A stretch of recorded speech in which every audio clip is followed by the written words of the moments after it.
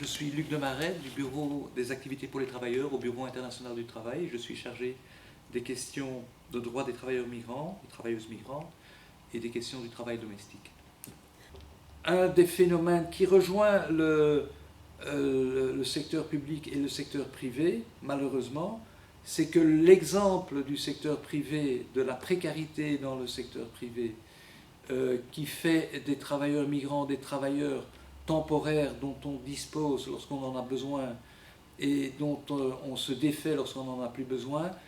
cette tendance, j'ai l'impression qu'elle se transmet aussi malheureusement dans la fonction publique qui avait bien souvent l'image de stabilité. Je pense que malheureusement, beaucoup de travailleurs,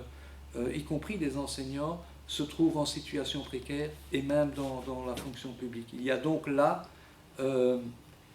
un mouvement à la baisse des droits des travailleurs, une augmentation de la précarité, pas seulement pour les migrants, mais les migrants ont été un petit peu malheureusement le laboratoire de cette précarité. Ils ont été les premiers à se voir offrir sans raison des contrats à durée temporaire pour remplacer des travailleurs permanents. Et donc ce système est maintenant étendu pratiquement à l'ensemble des travailleurs et on a, à l'OIT en tout cas, on a commencé à plancher au niveau du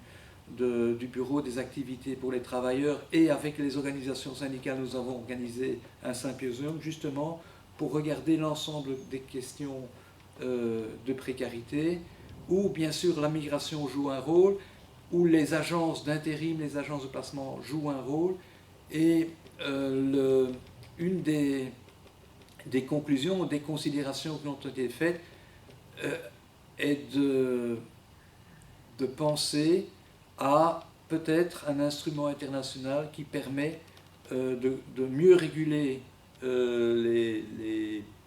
les migrations temporaires, de mieux réguler le travail temporaire en général, de façon à ce que le travail temporaire soit limité à certaines conditions très spécifiques et qu'il ne soit pas toléré pour remplacer par exemple des travailleurs et des emplois permanents.